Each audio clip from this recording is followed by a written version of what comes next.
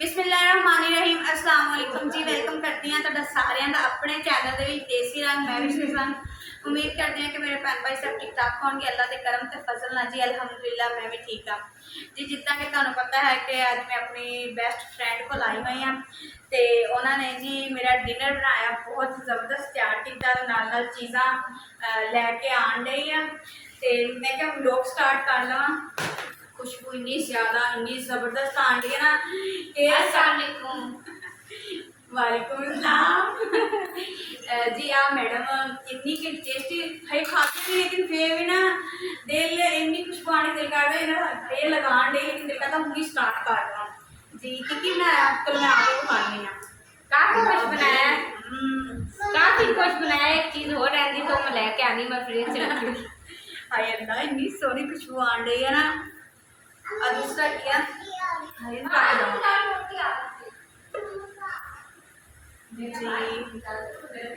माशाल्लाह जी बिरयानी हाय हाय तुम पता 2 किलो चावल तो कल मेरे चौके ही होते हैं इसलिए इन्हें ना 3 किलो चावल भी मैं वीडियो बना ली ना। दरअसल मैं फर्स्ट टाइम आई थे मैं एक वीडियो बनाई सी भी 2 किलो चावल पका के मैं आराम ना परात च मैं कल ही खा लेनी इन्होंने एयरपोर्ट 3 किलो चावल तो जी हूँ आते हैं तो फिर स्टार्ट करते हैं खाना पीना।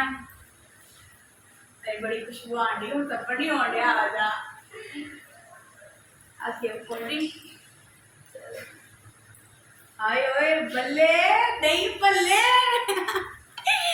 वाह भी बड़ी टेस्टी लगन डे बड़े स्वादी हाली खाते नहीं प्यारे दिल लगन दे पहले खा नहीं पता है क्या खाने का ना रंग ते दस दिंदा भी कितना स्वादी होगा। हाँ ये तो है ना तो वैसे भी स्वादी होना क्योंकि मेरी बेस्ट फ्रेंड बनाया ना स्वादी कितना ना होवे। चलो सही तुसी खाना स्टार्ट करो। नहीं कोई आना ना आज 2 मिनट कुछ रह गया लेके आना। चलो जी स्टार्ट कर दे लेकिन मैं वेट करांगी वो आंदी तो फिर स्टार्ट कर दे। रसीना आ गई है तो हुण जी डिश लैके आनी सी आ गई तो हुण स्टार्ट करते हैं।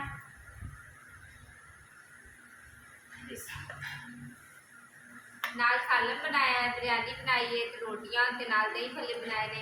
देखो इतनी मेहनत की है तो उन्होंने कोई चीज पसंद आती है या नहीं मेहमान साहब नहीं खुशबू तो बहुत ज़बरदस्त आन रही है ते और दिखा बहुत और दही भल्ले हाँ वेखो दही भल्ले बनाए ने ते वेखो ने ना पसंद आती है या नहीं असं तेरी मेहनत करके बनाई है। जल्दी जल्दी खाओ खुशबू से अच्छी आ रही है जब तुम खाना फिर ही पता लगना भी अच्छी बनी चीज़ या नहीं। सही प्लेट क्योंकि मेहमान काफ़ी दूरों आए ने इतना सफ़र करके आए 500 किलोमीटर सफ़र करके आए ने इस करके मैं क्या जिन्नी हो सके इन्हों की खिदमत करा क्योंकि ऐसा ये ना हो कि मेरी खिदमत कोई कमी ना आ जाए। आपको तो बड़ी ज़्यादा खिदमत की है पता नहीं हम मेहमान मेरी खिदमत अच्छी लगी है इन्हें माशाल्लाह बहुत सोहना ज़बरदस्त खा के वेखते हैं। एक बंदा ना खान पीन का भुखा नहीं होंदा अखलाक का भुखा होंदा। कुछ लोग ऐसे है इस दुनिया के खवाई एक पासों खवाई जाते दूसरे पास दूसरे को चुगलियां करी जाते रहे हैं वो खवाए का की फायदा।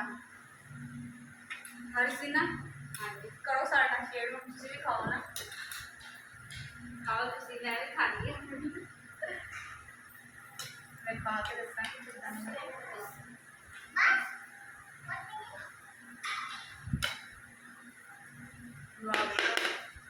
मजे जिन्हें केक को पकाने सीखे थी बस बनाने आ ही गया पहले तो नहीं सी आते बस आ ही गया। बड़े मजे नहीं बोले निकल रहे हैं भी रहने। अच्छा मेरे हाँ, को तो सारा कहूँगा मेरे वास्ते है 10 दो कितना लाना तू तो गया थी मैं 2 किलो चावल कल ही खा जानी ता मैं तेरे वास्ते स्पेशल चावल बनाए थे। चल कोई गल नहीं हुन मेहमान आई है ते नाल दी फैमिली कहूगी भी इन्ने बड़े खांदी बंदा आराम से प्लेट पा पा के आराम से खा लेंदा